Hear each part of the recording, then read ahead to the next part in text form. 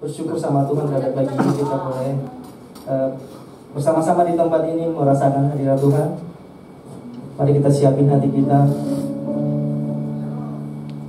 Kita bersyukur selama 1 tahun lebih Tuhan sudah menyertai kita, dan biarlah selama 2021 ini anugerahnya melimpah atas kehidupan kita.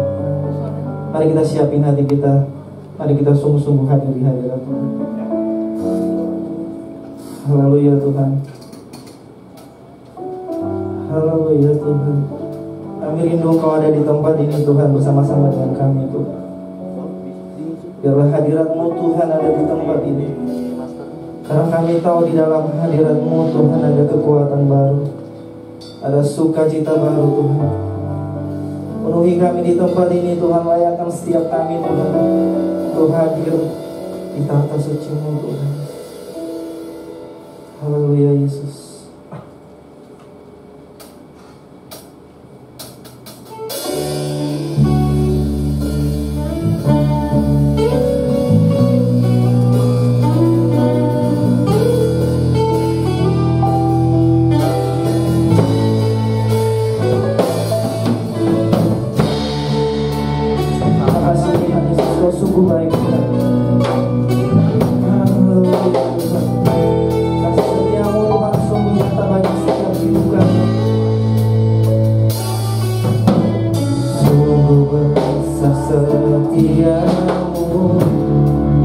Sepanjang hidupku, nyata di sepanjang hidupku,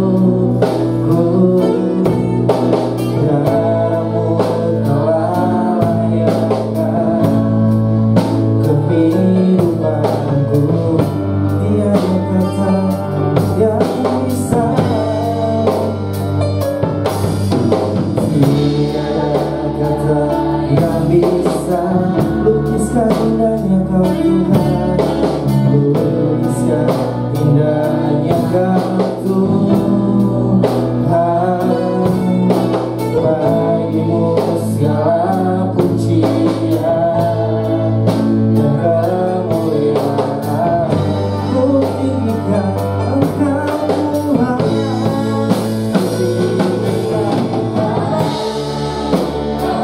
Engkau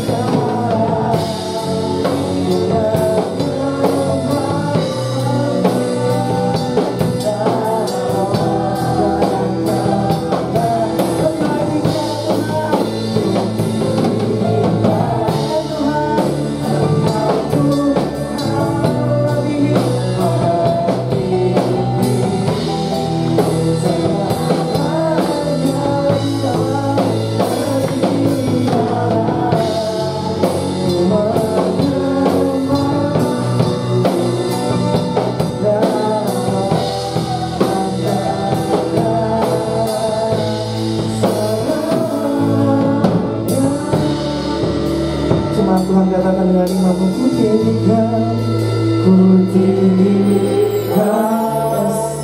Engkau Tuhan. Biar nama Tuhan saja diingat di tempat ini. Segalanya, terima kasih Tuhan. Lebih dalam ku menyembah dalam roh dan kebenaran. Ku tinggikan sama bagi Tuhan. Engkau Tuhan, terima kasih Tuhan. Melebihi segalanya, lebih dalam ku menyembah dalam roh dan kebenaran. Ku tinggikan Engkau Tuhan, segalanya lebih dalam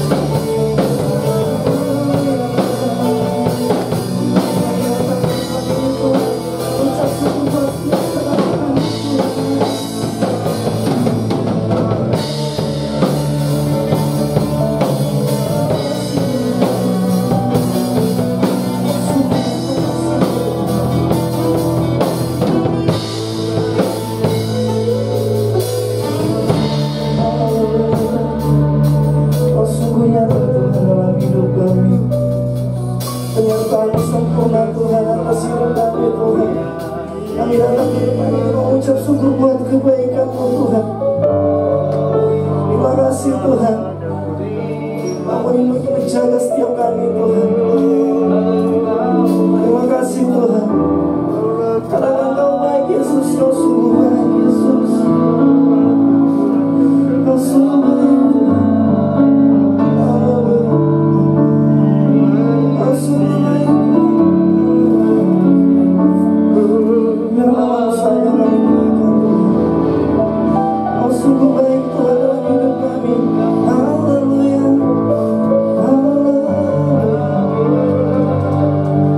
Terima kasih Tuhan. Terima kasih buat anugerah-Mu Tuhan. Kami ada sampai saat ini karena kebaikan Tuhan.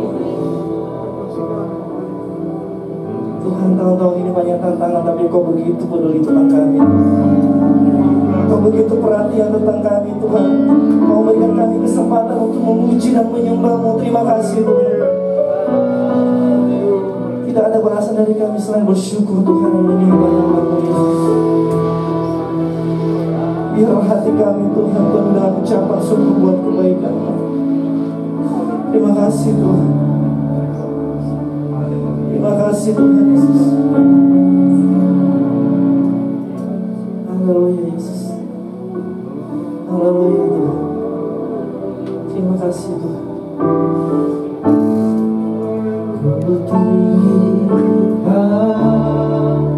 Engkau Tuhan.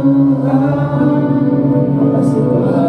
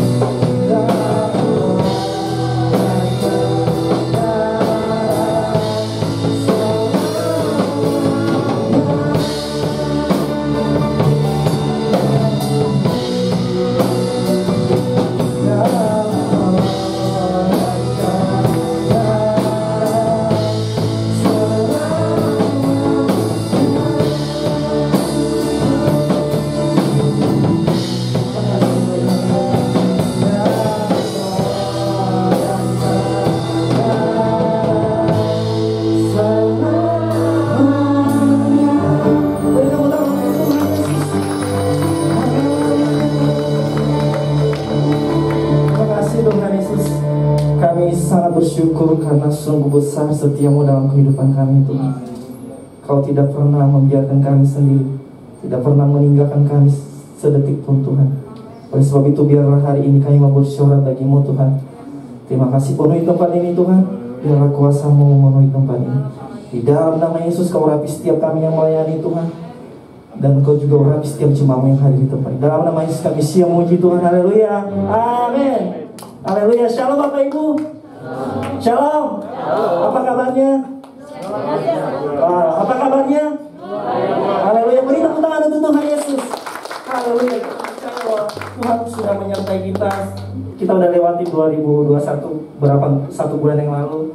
Dan kita akan lewati sampai 2021 ini nanti sampai Desember. Kita percaya bahwa Tuhan akan memberkati kita. Amin. Tuhan akan menjaga kita, memberikan kita kesehatan. Mari kita memuji Tuhan. Kita katakan, aku diberkati. Haleluya. Kita berdoa semua Tuhan. Haleluya. Biar nama Tuhan yang diberkati di tempat ini. Terima kasih Tuhan.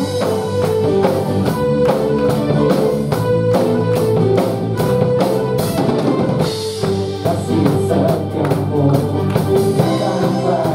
Mari setiap bicara ini. Haleluya. Tanpa cinta rasanya bagiku. Sama-sama. Terima kasih.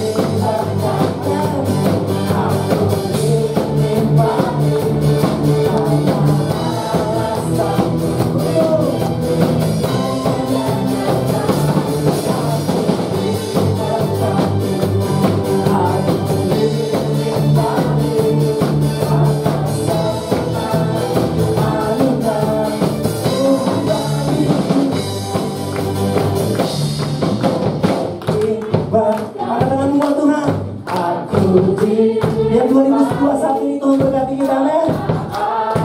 Haleluya. Tuhannya lebih lagi. Aku diberkati. Haleluya. Aku dilimpahi atas sempurna anugerah Tuhan bagi.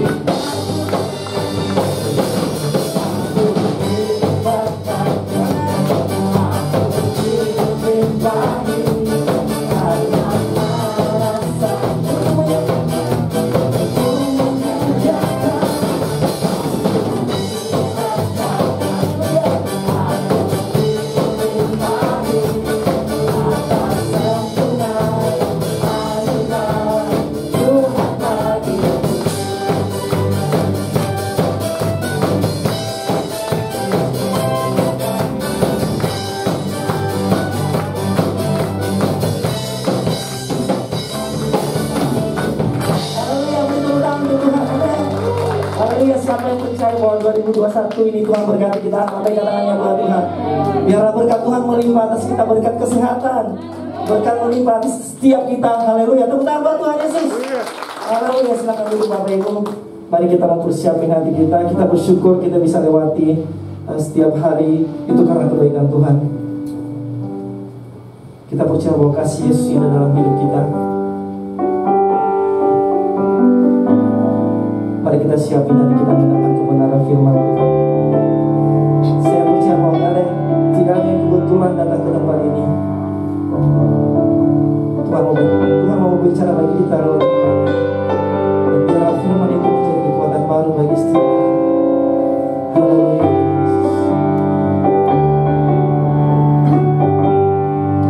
Terima kasih.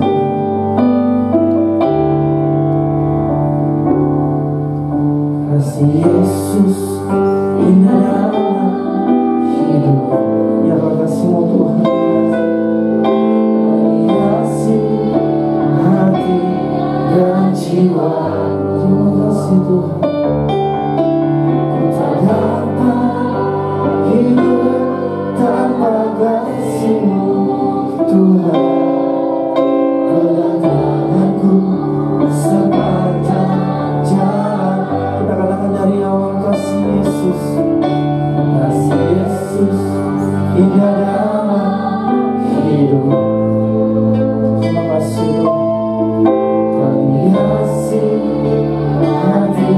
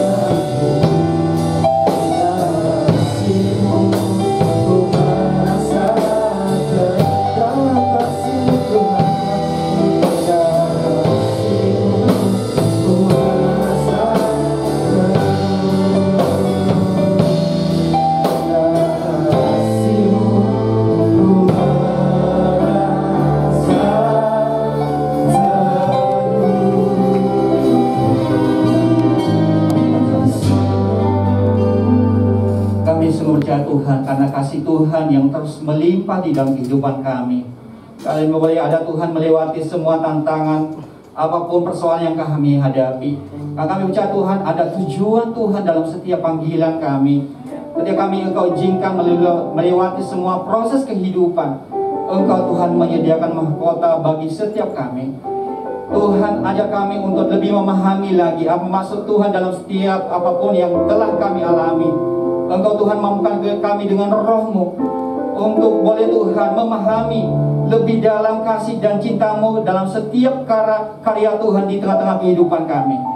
Tuhan, terima kasih Tuhan pada saat pagi hari ini. Kami Tuhan mau mendengarkan firman-Mu. Engkau Allah melawat kami, Engkau Allah berkati kami. Kami terbatas, tapi kami sungguh percaya Engkau tidak pernah terbatas untuk menolong kami oleh roh-Mu. Terima kasih Tuhan, Engkau berkati juga jemaat Tuhan yang sedang Tuhan di rumah bahkan di tempat ini. Biarlah kami boleh sama-sama mendengarkan Tuhan, dan juga Tuhan diberkati oleh kebenaran firman-Mu. Hamba-Mu yang tidak apa-apanya Tuhan, Engkau Tuhan sembunyikan belakang salib-Mu, supaya nama Tuhan saja yang dipermuliakan. Kami sudah berdoa dan menaikkan ucapan syukur kami. Kami siap mendengar firman-Mu. Semua yang percaya katakan amin. Puji Tuhan. Shalom jemaat Tuhan. Shalom yang ada di rumah. Ya, puji Tuhan, pada saat pagi hari ini kita memasuki minggu kedua di bulan Februari. Ya, kita percaya bahwa karena kasih anugerah Tuhan kita boleh ada sampai saat ini. Amin. Puji Tuhan. Pada pagi hari ini yang menjadi bahan renungan kita pada saat pagi hari ini adalah bagaimana kita memahami bagaimana kita hidup jujur di tengah-tengah dunia ini. Hidup jujur, ya. Kadang-kadang kalau kita memahami, kita sendiri kadang tidak jujur pada diri sendiri, padahal kita tidak mampu, kita mampukan saja. Nah, pada pagi hari ini hidup jujur itu adalah karakter yang sudah terbangun dari kebenaran firman Tuhan. Itu bukan karena desakan luar.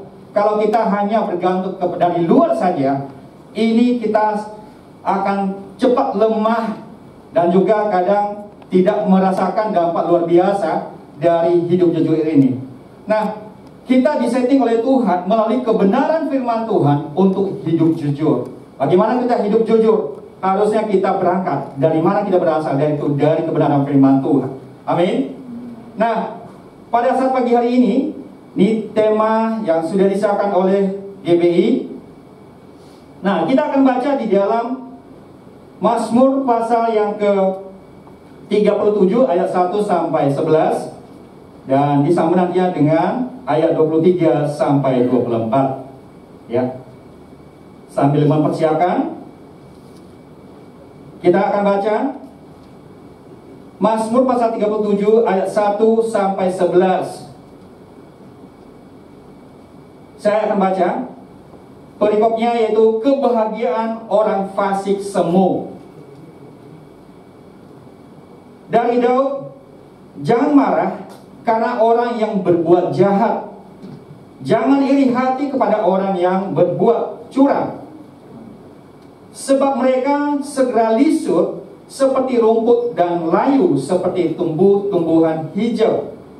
Percayalah kepada Tuhan dan lakukan yang baik.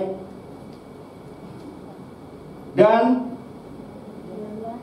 diamlah di negeri dan berlakulah setia. Dan bergembiralah karena Tuhan, maka Ia akan memberikan kepadamu apa yang diinginkan hatimu. Serahkanlah hidupmu kepada Tuhan dan percayalah kepadanya, dan Ia akan bertindak. Ia akan memunculkan kebenaranmu seperti terang dan hakmu seperti siang. Berdiam dirilah di hadapan Tuhan dan nantikanlah Dia. Jangan marah karena orang yang berhasil dalam hidupnya, karena orang yang melakukan tipu daya. Berhentilah marah dan tinggalkanlah panas hati. Itu, jangan marah, itu hanya membawa kepada kejahatan. Sebab orang-orang yang berbuat jahat akan dilenyapkan, tetapi orang-orang yang menantikan Tuhan akan mewarisi negeri. Karena sedikit lagi waktu, maka lenyaplah orang fasik. Jika engkau memperhatikan tepatnya, maka ia sudah tidak ada lagi. Tetapi orang-orang yang rendah hati akan mewarisi negeri dan bergembira karena kesejahteraan yang berlimpah-limpah. Ayat yang ke-37, ayat ke-23. Tuhan menetapkan langkah-langkah orang yang hidupnya berkenan kepadanya. Apabila ia jatuh, tidaklah sampai tergeletak, sebab Tuhan menopang tangannya. Nah, firman Tuhan pada pagi hari ini mengajarkan kita untuk melihat bagaimana keadilan Tuhan atas setiap kehidupan kita kalau kita berjalan di dalam kebenarannya. Kita percaya bahwa setiap kita ini sudah dibenarkan, bukan karena baik saya, bukan karena kuat saya, tetapi karena sudah dibenarkan oleh Tuhan sendiri. Nah, semua itu anugerah Tuhan. Tetapi pertanyaannya, kalau kita ada di dunia ini dihadapkan dengan berbagai macam perilaku kehidupan manusia yang ditandai dengan ketidakjujuran. Nah, yang suka berbohong, bahkan juga Tuhan curang dalam setiap kehidupan. Nah, sebelum kita membahas itu, kita akan belajar dulu apa itu kejujuran. Ya, kejujuran. Kalau kejujuran itu adalah sama dengan hati yang lurus, tidak berbohong atau berkata dusta,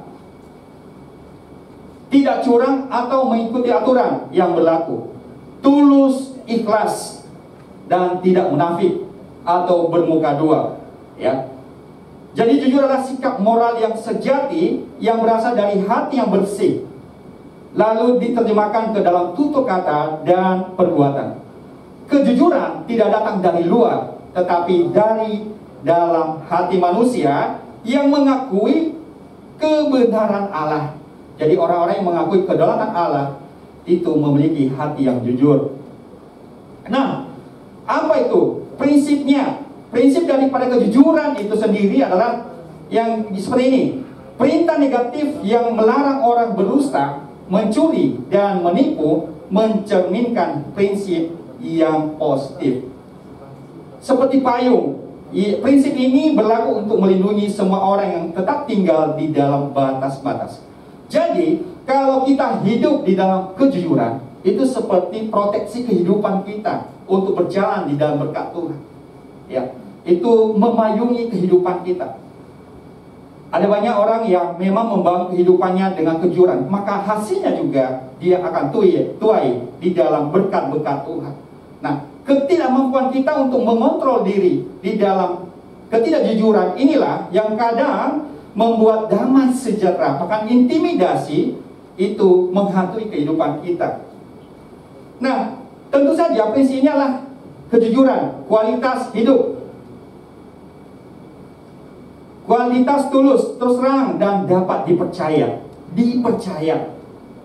Karena itu, saudara-saudara, semuanya jangan lagi berdusta, berkatalah benar yang satu dengan yang lainnya. Itu terambil dalam Efesus pasal 4 ayat 25. Jadi berkata dusta adalah kekejian bagi Tuhan. Itu terambil dalam Amsal pasal 12 ayat 22. Jadi kalau seandainya kita hidup di dalam ketidakjujuran, itu adalah kekejian bagi Tuhan. Karena Allah sendiri tidak pernah bohong. Kalau Tuhan berfirman, Dia akan lakukan. Nah, kejujuran ditetapkan Tuhan untuk melindungi semua orang. Jadi melindungi semua orang yang percaya kepadanya. Nah, batasan yang Tuhan buat untuk menjaga agar kita, yang pertama adalah bahagia, sejahtera, dan aman. Tuhan tahu betapa bahaya jika kita melanggar batas. Tuhan sangat tahu bahwa kita akan sengsara jika kita keluar dari ketetapan Allah. Jadi orang-orang yang sudah tahu kebenaran keluar dari ketetapan Allah, itu disebut juga orang fasik, orang munafik. Nah, pagi hari ini kita diingatkan kembali bahwa mau tidak mau, kalau kita mau bahagia, kita harus menerapkan prinsip hidup jujur apa adanya di dalam kehidupan kita. Jujur pada diri sendiri. Kalau kita mampu, ya udah. Kalau kita tidak bisa, jangan dipaksakan. Itu namanya tidak jujur. Selanjutnya, di dalam Matius pasal 5 ayat 37, ya. Ini seringkali kita dengar. Jika ya, hendaklah kamu katakan ya. Jika tidak, hendaklah kamu katakan tidak. Apa yang lebih daripada itu berasal dari si jahat. Jadi kalau seandainya orang yang suka berbohong, berarti itu sudah diperalat oleh si jahat. Nah, padahal kita adalah orang yang sudah diterangi oleh kebenaran firman Tuhan atau anak-anak terang. Nah, selanjutnya, kejujuran berkaitan erat dengan kemampuan untuk mengatakan sesuatu yang benar. Benar dalam arti apa yang diungkapkan sesuai dengan realita, atau apa yang ada dalam realita itulah yang diungkapkan melalui pernyataan. Dinyatakan. Ini berbicara tentang hati nurani yang bersih di hadapan Tuhan. Nah, terkadang kalau kita melihat di dalam kehidupan kita sehari-hari, ya, ketika kita jujur, hidup benar di hadapan Tuhan, tapi ternyata orang lain yang curang, melakukan korupsi, menipu, lebih sukses. Nah, ini jadi kontradiksi dalam kehidupan kita. Bagaimana kita ini bisa berperan sebagai anak Tuhan? Lebih sukses mereka yang suka menipu daripada kita. Tetapi apakah kita perlu iri sama keberhasilan orang-orang lain? Sebagai orang percaya, harusnya tidak perlu. Karena firman Tuhan akan memberikan jawaban. Nah, di sini berikut firman Tuhan yang akan menyadarkan kita untuk apa iri dan marah terhadap keberhasilan orang fasik. Yang pertama, keberhasilan orang fasik dikatakan tidak akan tahan lama. Jadi kalau orang-orang yang sudah berbangga dengan penipuan, melakukan korupsi, ketidakjujuran, dan itu lama-lama juga akan binasa. Tetapi kita sebagai anak Tuhan itu, kita diciptakan Tuhan untuk mengerjakan hal-hal yang kekal. Kita mengerjakan hal-hal yang mulia. Kenapa? Kalau kita ada di dalam area firman Tuhan, maka di dalam kebenaran firman Tuhan, dikatakan kita akan berhasil. Keberhasilan bukan secara ukuran manusia, tetapi secara ukuran Tuhan. Nah, kita dapat melihat keberhasilan orang berbuat jahat curang itu segera lisut seperti rumput. Kita temukan dalam hidup bersama terdapat begitu banyak pejabat yang terlibat dalam kasus ketidakjujuran berupa korupsi, kolusi, dan nepotisme. Berita-berita hoax atau bohong yang sering dimainkan untuk menjatuhkan pamor pihak tertentu. Tidak sedikit juga yang ingin mencari aman dengan berkata atau berlaku tidak jujur. Nah, ini adalah realita kehidupan kita. Ya, ini realita kehidupan kita dalam sehari-hari. Kalau kita melihat dan juga membaca berita, orang-orang berusaha menjatuhkan pihak lawan dengan berbagai cara. Dengan juga mungkin ya melakukan yang namanya money politik, membuat gosip yang tidak baik terhadap orang lain, membuat hal-hal yang membuat orang lain tidak nyaman. Ini adalah bentuk ketidakjujuran kita untuk bersikap apa adanya di hadapan Tuhan. Nah, kadang-kadang juga kita secara langsung mencari aman. Tetapi ingat bahwa kita diberikan hikmat untuk bersikap dalam setiap kehidupan kita. Ya. Pengalaman menunjukkan betapa pentingnya kejujuran dalam karir. Kalau seorang yang berlaku tidak jujur, yang pertama-tama dalam hati nuraninya, ia merasa tidak nyaman. Tidak nyaman. Kalau seorang sudah berlaku curang, maka dia merasa tidak nyaman. Mungkin di luar berlaku manis, tetapi dalam hatinya dia tidak mengalami kebenaran dan juga damai sejahtera dari Tuhan. Amin. Nah, yang kedua, apa yang dialami? Yang kedua adalah ada penyesalan. Orang yang sudah diterangi kebenaran firman Tuhan ketika melakukan ketidakjujuran atau kebohongan pasti menyesal. Yang namanya manusia mau sekeras apapun, rasa tidak nyaman dan rasa penyesalan tetap ada dalam dirinya. Selanjutnya, kejujuran. Kejujuran jangan pernah dilakukan karena suatu keterpaksaan. Perhatikan di sini bahwa kejujuran jangan sekali dilakukan karena dipaksakan atau terpaksa. Karena kita tahu bahwa kejujuran jangan pernah dirasakan sebagai suatu yang datang dari luar, tetapi dari hati yang murni, ya, dari hati yang bersih.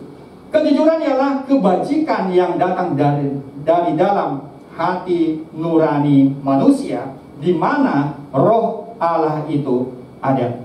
Ya. Lanjut. Pemimpin yang jujur, ia pun tidak sombong, ia pun tidak mau memanfaatkan rakyatnya demi keuntungan dirinya sendiri. Pemimpin yang jujur, ia mampu mengatakan sesuatu yang benar dan berani mengatakan sesuatu yang salah serta mengakui kesalahannya. Barusan kemarin terjadi kudeta militer di Myanmar, sudah sering kali terjadi seperti ini. Nah, kalau kita perhatikan, rupanya militer Myanmar ini juga main yang namanya bisnis besar-besaran. Jadi mereka terganggu dengan bisnisnya. Mereka berusaha menjatuhkan pemerintahan yang bersih, yang berpihak kepada rakyat. Nah, kita tahu bahwa yang benar tetap benar. Suatu saat akan tampil. Yang namanya kekekalan yang berasal dari Tuhan itu pasti akan benar dan akan tampil. Nah, kita tahu bahwa hari ini kita diperhadapkan dengan hal-hal yang mungkin kita harus bijaksana dalam menyikapinya atau meresponinya. Ya. Nah, selanjutnya kejujuran. Ini berbicara tentang kejujuran. Kejujuran merupakan kebajikan yang tercermin dari dalam. Karena itu tidaklah pantas kalau orang kemudian jujur supaya ia dipuji, atau jujur untuk mencari muka dengan pemimpinnya atau dengan rakyat pemilihnya. Ini yang terjadi di negara kita, kadang menjatuhkan pihak lawan, ya, atau berpura-pura baik, ya, menolong di saat ada pilkada mungkin, ya, menolong orang lain supaya apa? Supaya dipuji. Tetapi ini tidak benar. Kenapa? Karena kita tahu bahwa pemimpin itu berasal dari Tuhan. Amin. Pemimpin itu berasal dari Tuhan. Itu bukan dipaksakan karena banyak uang. Kalau kita dipaksakan, kita ini kehilangan damai sejahtera yang kekal dari Tuhan. Selanjutnya, kefasikan. Nah, Apa itu fasik? Ya, dikatakan sini dalam Kamus Besar Bahasa Indonesia, orang fasik adalah orang yang percaya kepada Tuhan tetapi tidak mengamalkan atau melakukan perintahnya, bahkan berbuat dosa. Apa ciri-cirinya? Biasanya orang-orang seperti ini, orang fasik ahli menciptakan kebingungan dan pertikaian, adu domba. Mereka suka memelintir kata-kata, menyesatkan, berdusta, menolak bertanggung jawab, menyangkal realita, mengarang cerita, dan menahan informasi. Ya, kita nggak bicara lagi tentang apa yang terjadi di negara kita akhir ini. Kalau ada organisasi tertentu yang berusaha memelintir kata kebenaran, akhirnya kebenaran itu muncul juga. Yang kedua, kefasikan. Orang fasik itu pandai bicara dan suka menyanjung untuk mengelabui orang lain atau menyenangkan orang lain. Monggo gitu. Ya biasanya itu. Nah, padahal ditutupi dengan kepura-puraan. Ya. Jika Anda melihat buah-buah kehidupan mereka, nah itu kelihatan dari buah-buah kehidupan mereka. Ya, untuk dapat membuktikan daripada perkataan itu, Anda akan menemukan bukti pertumbuhan atau pertumbuhan rohaninya. Semuanya hanyalah tipu muslihat. Ini yang terjadi. Ya. Selanjutnya,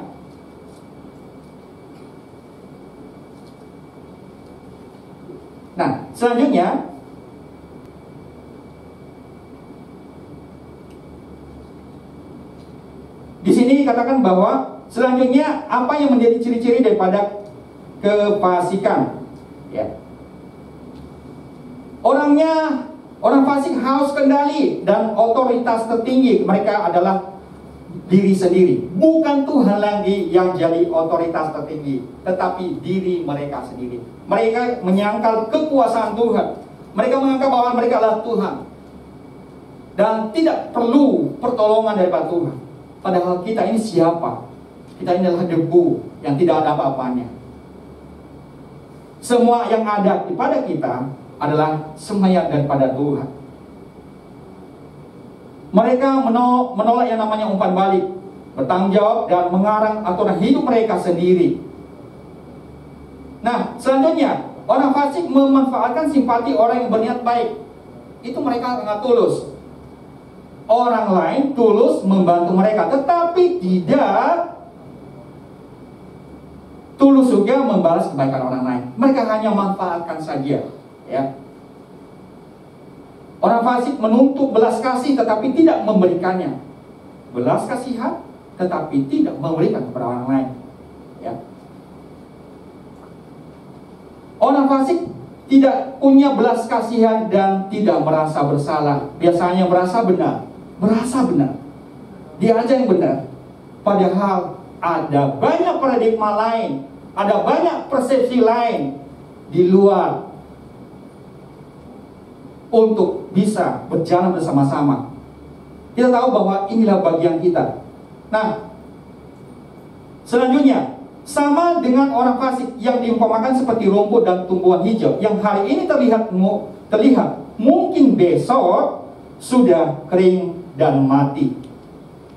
Jadi jika hari ini prestasi, penghasilan, jabatanmu tidak sebaik orang yang curang atau orang jahat, kata firman Tuhan, janganlah iri hati, tetapi kasihanlah kepada mereka, karena mereka akan lisut seperti rumput, tidak kekal.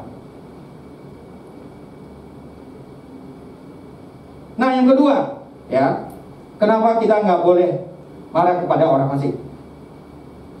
Kenapa kalau kita marah hanya membawa kepada kejahatan, ya. Marah kepada orang yang melakukan tipu daya hanya menghabiskan energi dan membuat kita tidak fokus pada tugas dan tanggung jawab yang seharusnya kita lakukan. Pada ayat 8 dikatakan bisa-bisa kemarahan kita berujung pada kejahatan. Mungkin saja kita bisa membalas atau malah kita berbuat hal yang tidak jujur demi kesuksesan sesaat. Ya, kalau marah itu alamiah. Saya rasa itu alamiah, spontanitas. Tetapi orang yang bisa mengendalikan amarah itu lebih bijaksana. Kita bisa tahu kapasitas kita ketika kita melontarkan amarah, apakah itu membangun atau menjatuhkan. Kita bisa mengontrol atau memanage amarah kita, apakah itu membawa kebaikan atau keburukan. Nah, kita harus memposisikan diri sebagai orang-orang yang bijaksana ketika kita marah.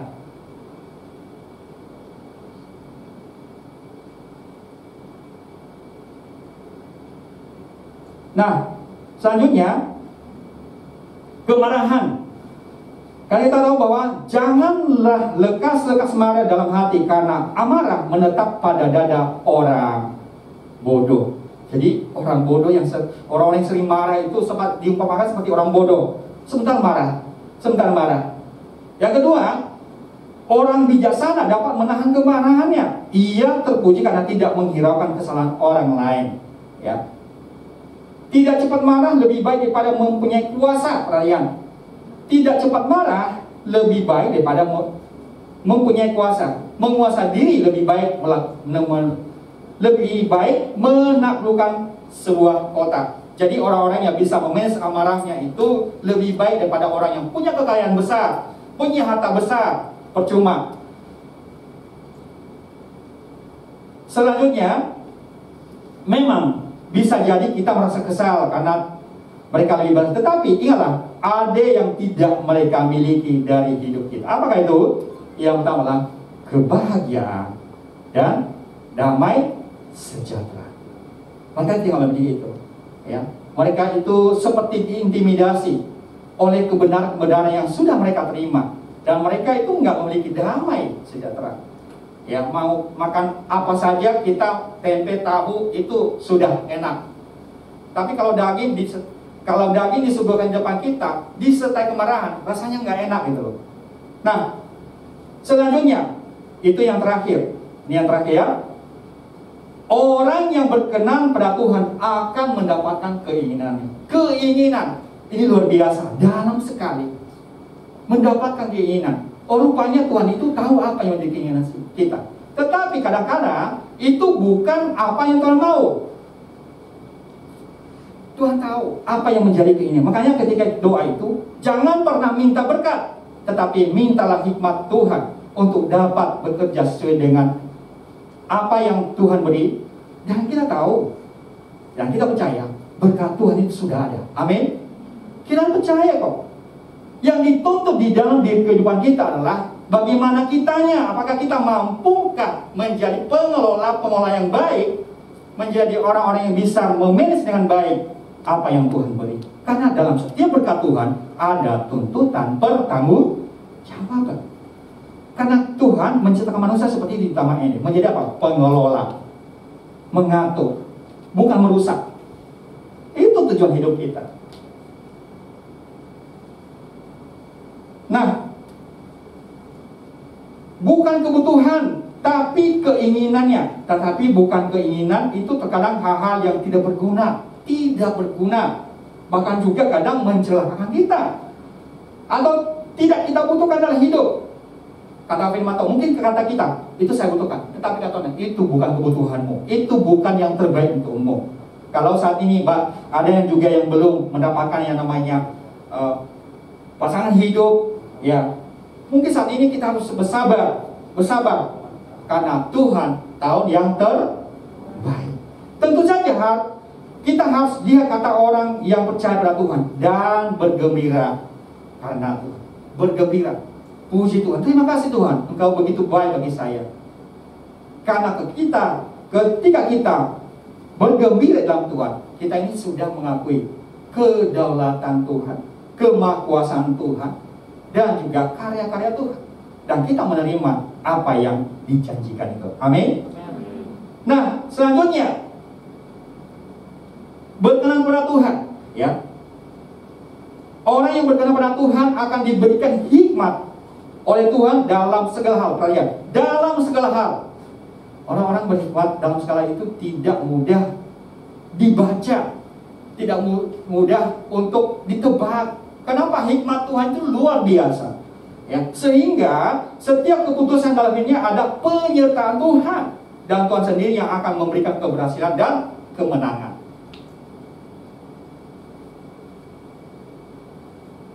Nah, kasih Kristus adalah kasih yang sempurna, karena kasih Kristus telah mati untuk kita. Jadi hiduplah tetap dalam kerendahan hati, karena orang-orang yang hidup dalam kerendahan hati ketika bersalah ditegur dan diingatkan dengan kerendahan hati akan mengakui dan bertobat. Karena kerendahan hati akan membawa kita kepada perkenanan Tuhan, sehingga apa yang tidak pernah kita pikirkan timbul dalam hati dan kita lihat akan disediakan Tuhan bagi saya dan saudara-saudara semua. Amin.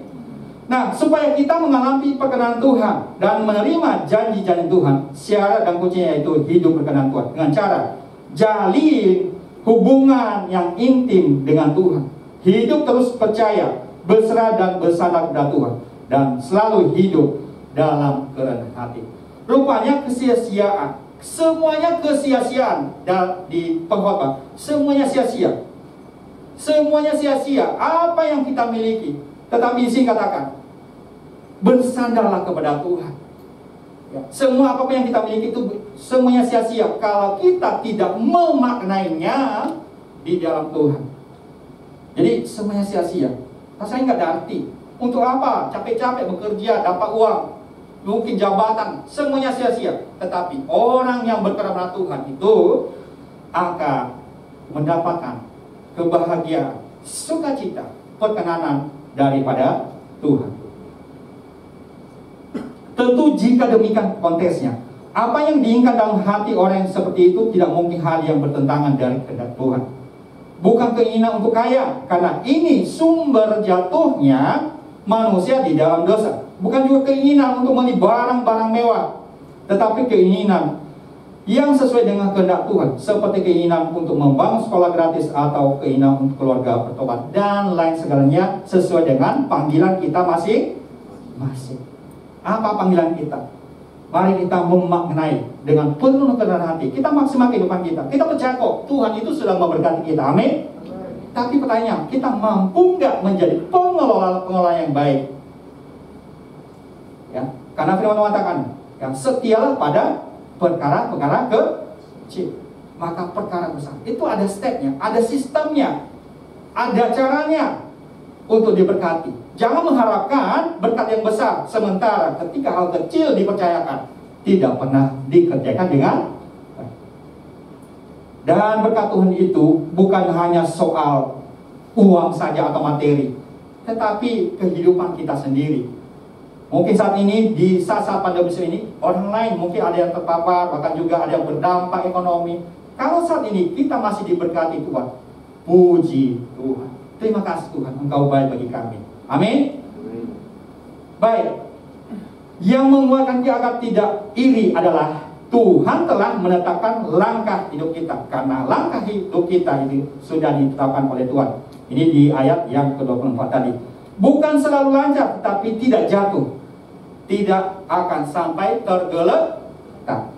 Kalaupun kita ini mungkin kesandung atau mungkin jatuh, tapi kata firman Tuhan tidak akan sampai tergeletak, ya, tidak hancur, ya. Tuhan itu begitu mengasihi setiap kita. Amin. Puji Tuhan. Terima kasih untuk firman Tuhan pada pagi hari ini. Boleh kita akan menaikkan pujian di hadapan Tuhan.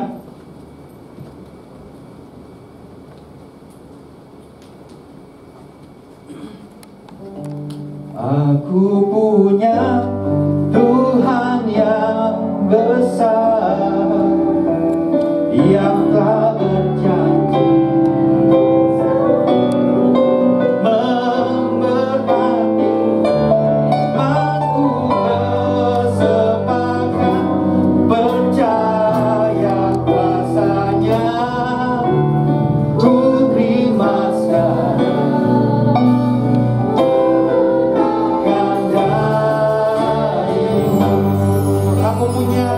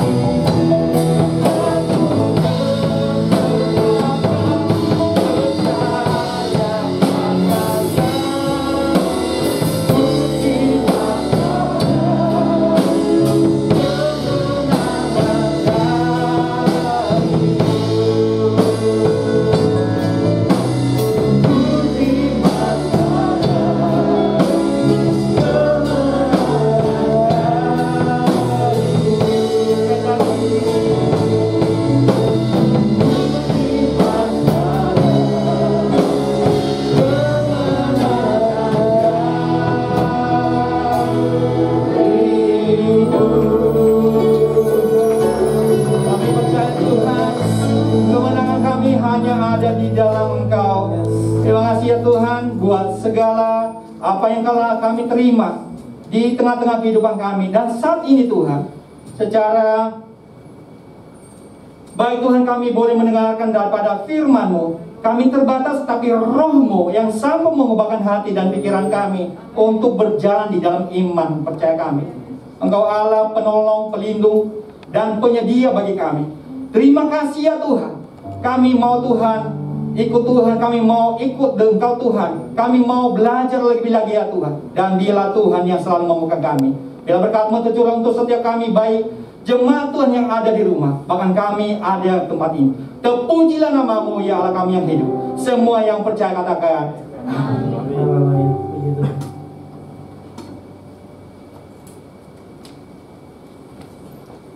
Haleluya, puji Tuhan. Saya percaya kita diberkati oleh firman Tuhan. Amin. Nanti bahasanya kita mulai yang terbaik buat Tuhan. Dan bagi teman-teman yang mau dapat upload ada di bagian belakang. Ada yang berdoa, kami persilakan.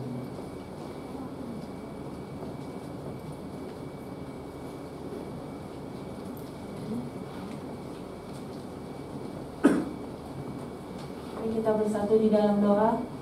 Tuhan, kami ucap syukur Tuhan buat pagi hari ini Tuhan. Terima kasih buat setiap berkat firman-Mu Tuhan pada pagi hari ini. Kami percaya kami semua dikuatkan Bapa. Tiba saatnya Tuhan, kami mau juga Tuhan memberikan berkat kami Tuhan, untuk di dalam rumah-Mu Tuhan. Berkati setiap kami Tuhan yang akan memberikan persembahan Tuhan.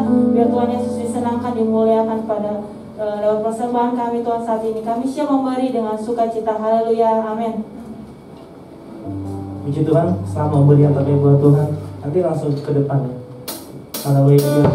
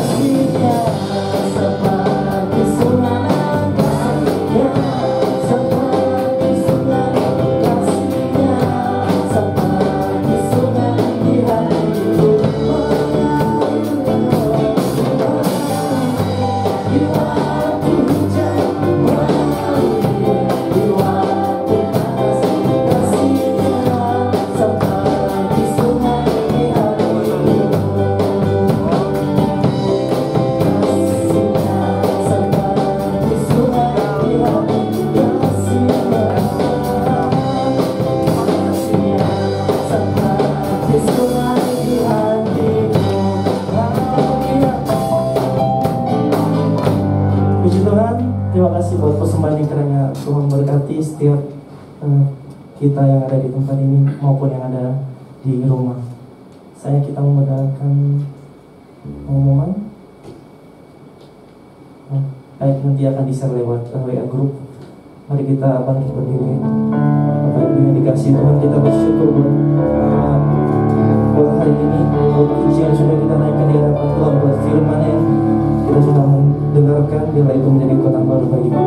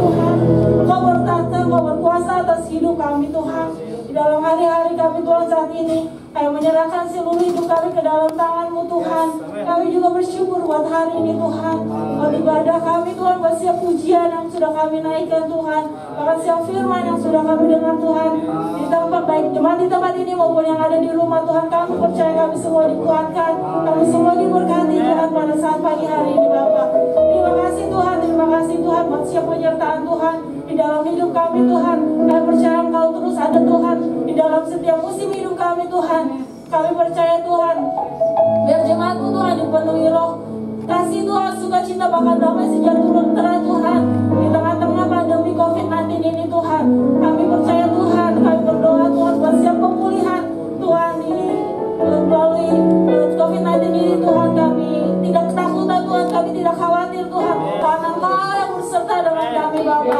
Terima kasih Tuhan, terima kasih Tuhan. Kami berdoa buat gereja di tempat ini Tuhan. Kami percaya Tuhan, jemaat Tuhan di tempat ini, bahkan gembala kami Tuhan, Kau yang memberkati Tuhan, Kau yang terus menuntun Tuhan setiap langkah demi langkah Tuhan, setiap visi demi misi Tuhan. Engkau Allah yang memberkatinya Bapa. Terima kasih Tuhan, terima kasih Yesus. Kami percaya Tuhan, jemaat Tuhan juga boleh diberkati Tuhan. Yang lemah Tuhan kuatkan, yang sakit Tuhan sembuhkan Tuhan. Bahkan yang tidak lemah Tuhan, Kau juga memberikan harapan yang baru Tuhan buat setiap kami Tuhan. Kami juga Tuhan berdoa buat bangsa kami Tuhan, bangsa Indonesia. Kami percaya bangsa kami Tuhan ada di dalam tangan-Mu Tuhan, bahkan hidup kami Tuhan. Kami juga teringat Tuhan oleh orang-orang Tuhan yang mengalami Tuhan sakit penyakit Tuhan melalui COVID-19 ini Tuhan. Bahkan ada yang meninggal, sekarang sedang isolasi Tuhan. Bahkan Tuhan ada yang kehilangan Tuhan. Kau yang memberkati Tuhan, memberikan penghiburan, kekuatan yang baru Tuhan Yesus. Bahkan ada Tuhan yang terdampak di dalam pekerjaan, bahkan usaha Tuhan. Kau yang terus mencukupkan dan memberkati setiap orang-orang Tuhan, bahkan setiap kami Tuhan yang merasakannya Tuhan Yesus. Terima kasih Tuhan, terima kasih Bapa. Kami percaya Tuhan, kekuatan yang baru, roh yang baru Tuhan. Orang-orang yang menantikan Engkau Tuhan mendapatkan kekuatan yang baru di dalam Engkau Bapa. Terima kasih Tuhan, terima kasih Tuhan Yesus. Kami semua Tuhan mau menerima berkat Tuhan dari hamba-Mu Tuhan Yesus. Terima kasih Tuhan. Terima kasih Tuhan, kami mau menerima berkat dari hamba-Mu. Kami semua diberkati Tuhan Yesus. Terima kasih Bapa.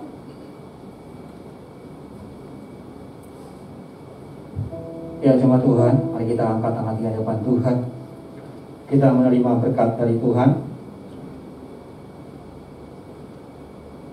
Kiranya kasih dari Allah Bapa, kasih daripada Tuhan Yesus Kristus, penghiburan, penyertaan daripada Roh Kudus selalu menyertai menuntun kita mulai dari sekarang sampai Maranatha Tuhan Yesus datang kedua kalinya.